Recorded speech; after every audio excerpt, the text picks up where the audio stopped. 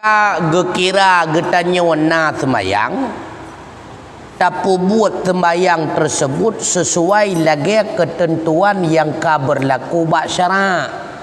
Rukun tapi buat lagi gayua dalam syarak. Syarat tapi buat lagi gayua bak syarak.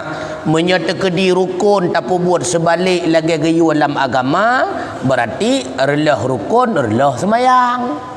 Kabutoi rukun yang tak buat menurut ilmu yang kata maklum le katanya kadar ilmu yang derawat tu kabutoi berarti kadar dumnan gebi pahala enan tagai maka gayu pu sempurna bulage buat nabi hantro katanya nunggu kucuk bulage kucuk man nabi ba nabi mat sahabat kucuk hantro katanya sahabat jeut cuy dura wala semayang itanya jamak plung perkara tu ha. Jadi beda weh pun jamaknya meri aja unun wi ke depa. Nyan jamak apa kadang. Maka han sama aku. Makanya menurut ra tadi katanya betul. Fatihah lagi nyan cit menurut kadar mampu tapi bersabe-sabe tak murna tak betul. Maka tujuan murna pu betul nyan kan berat betul. Kenyak geterima ngata kalau betul nya enan tagai.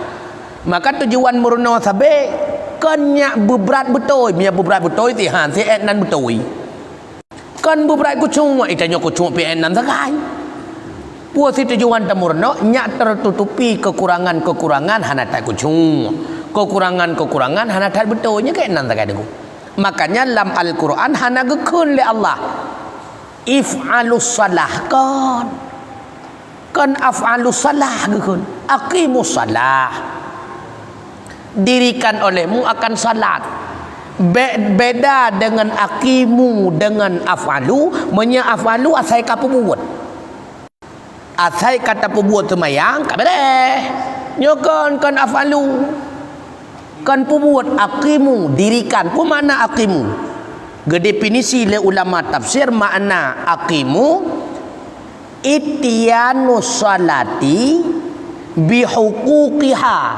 zahiratin wa huquqiha batinatin mendatangkan salat serta hak-haknya di dalam salat zahirah secara lahir artinya rukun mandum tapu buat lagi ketentuan dan tapu datang lagi tanya hak-haknya salat batiniah artinya ati katanya juga kucung oh na kadar kucung menurut rawa tu hanjun menurut gob nuku karena beda-beda hati makanya na yang tanyang getanyang le sira murid bak guraya pakiban caranya kucung tak semayang gejawab le gurai mutuahnya ketika longdang lam semayang si golom lon takbiratul ihram lon pusatkan pikiran lon ikut lon seolah-olah na Kaabah Ara unun lon seolah-olah syurga,